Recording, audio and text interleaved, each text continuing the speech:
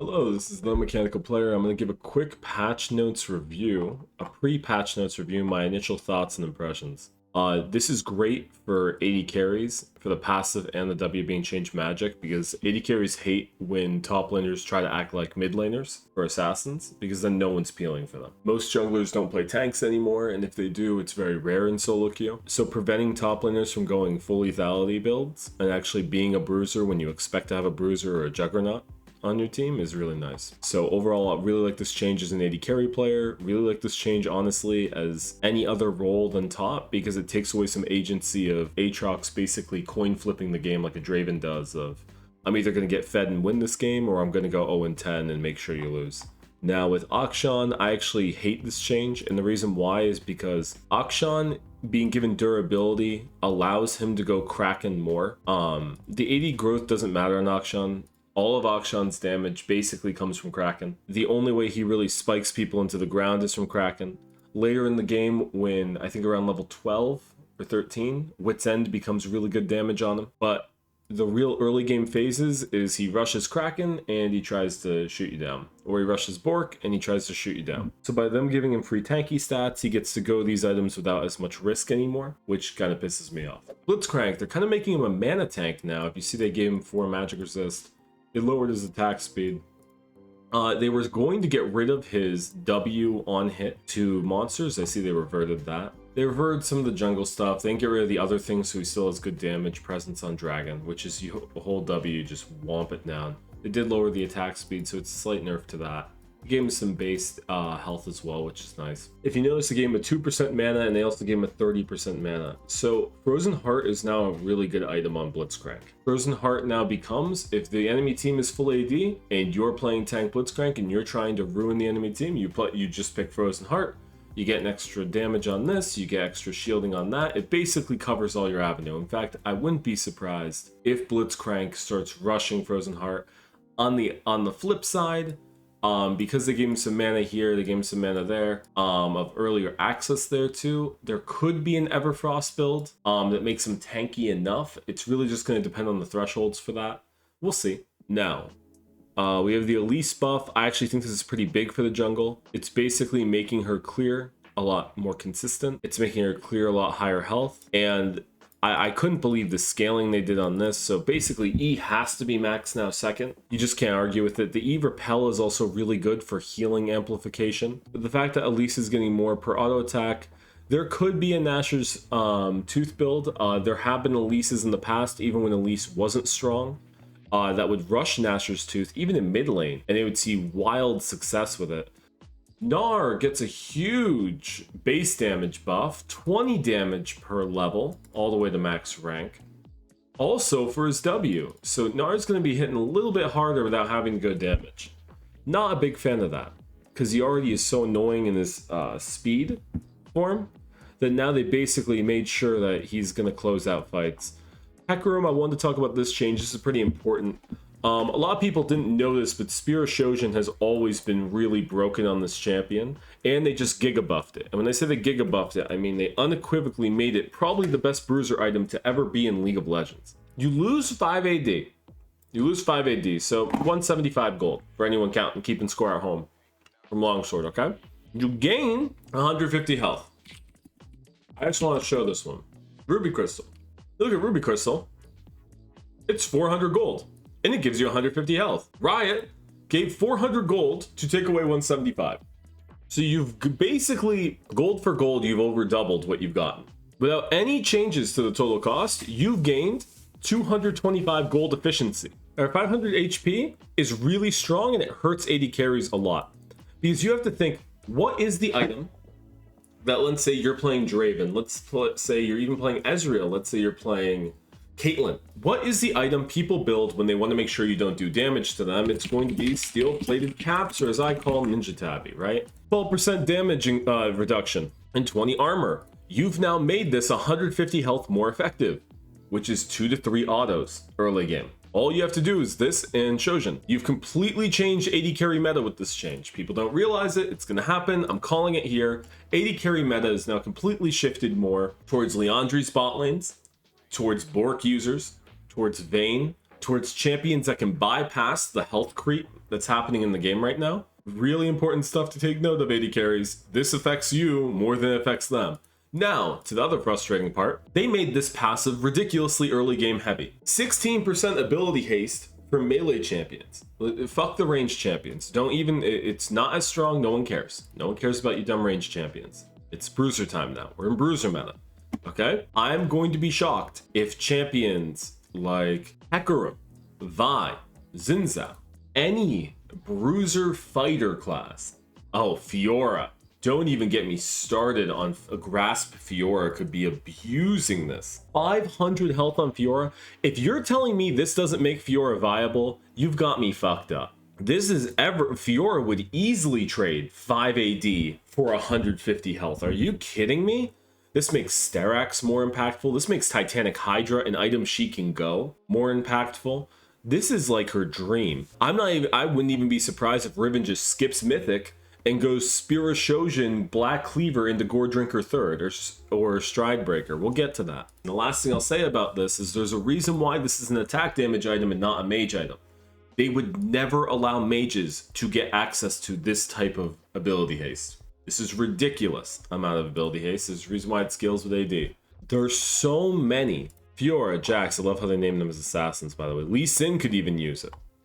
Pantheon, you better believe Pantheon's going to be using it. Riven, Rengar, Bruiser Rengar top. You guys remember that? It can easily come back with the Spear of Shojin change. HECARIM, Illinois, Jarvan is going to love this change. Kane, Red Kane. I don't care that he got nerfed even 20% on his bonus AD. It doesn't matter. He now has a one item stop and shot to get what he wants. Nasus would rush this. I bet you if I message the Nasus mains right now, they're planning to rush it. Because when you front load ability haste, you've now broken the threshold for Nasus Qs, where if Nasus can just get to this first item, he's going to get way more Q stacks than he's ever gotten before. Rek'Sai could easily use it with the bruiser changes. Renekton could easily, not likely. Trundle could easily make use of it. Again, I don't think he would.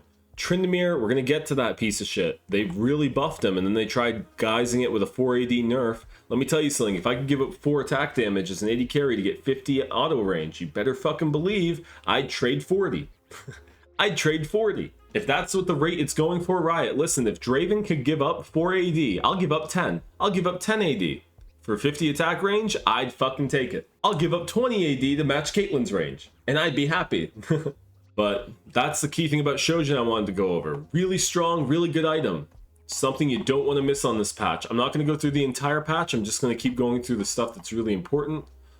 Kindred now is going to have a lot harder time executing when you're in ult range. The slow's also been nerfed, so her gank power is a lot weaker as well. This is nice for everyone. Kha'Zix is going to be a slight nerf, not that important.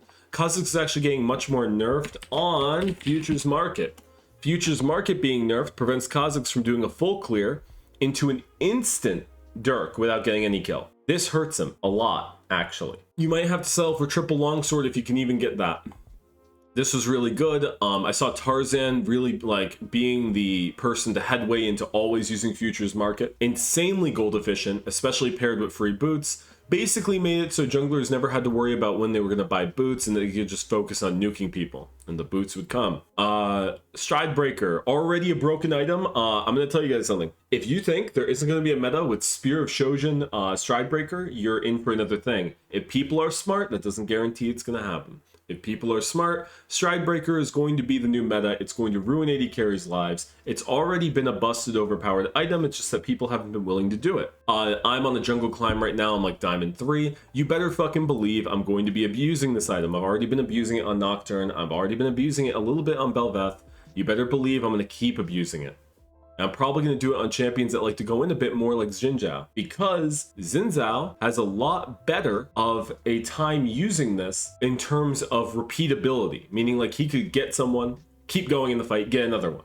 Nocturne's not so much that. I get one person, I move on, I go back to farming camps. Immortal Shield Bow buff on the base damage, early levels. This is nice. It actually means you can rush it now. I don't think it'll be that strong, but if you remember, they buffed it from 7 to 10% lifesteal earlier.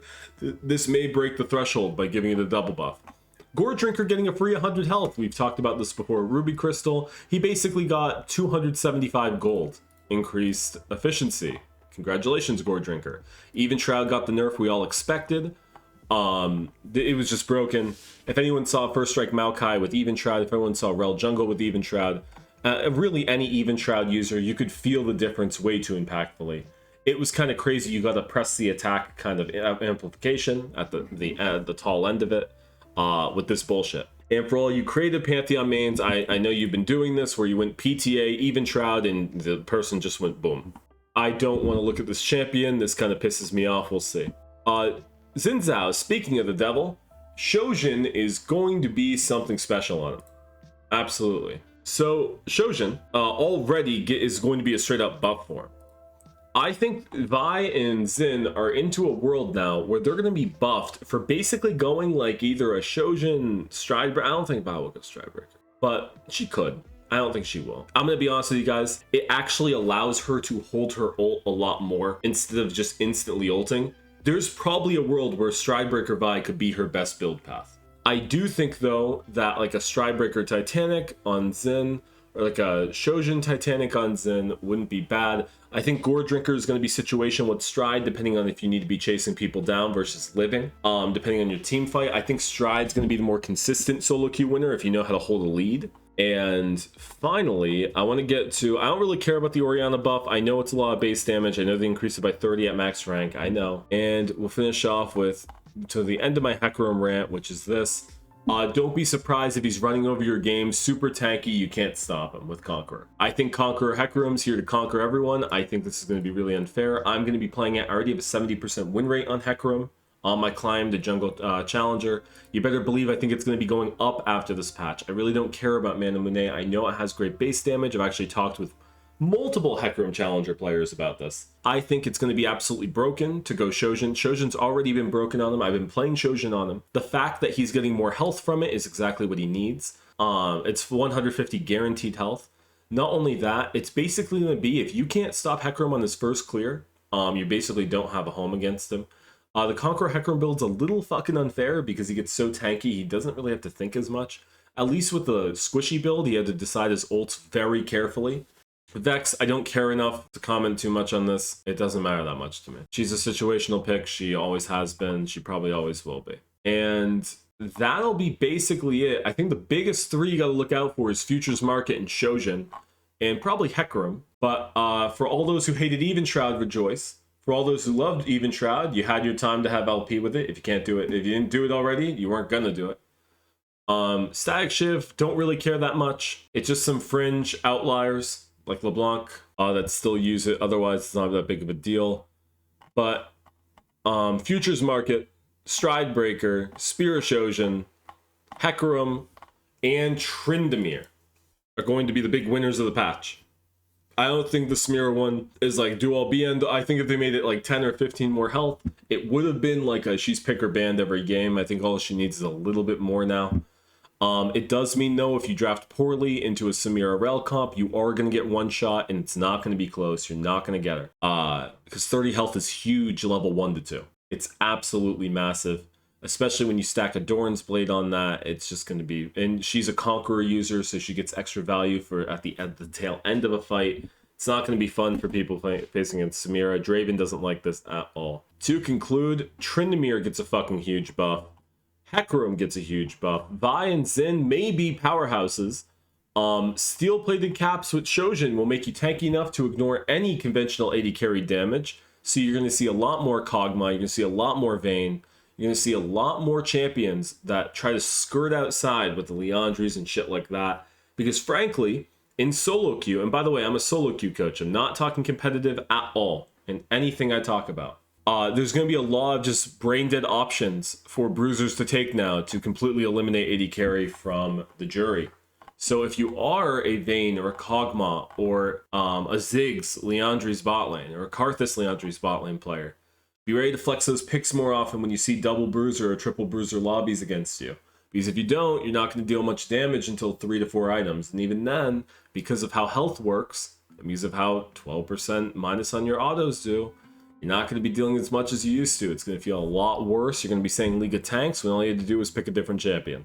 So, GG. Good luck out there. And I will see you on the post-patch review in a week after I played a good 100 games on it, and I'll tell you guys what I think.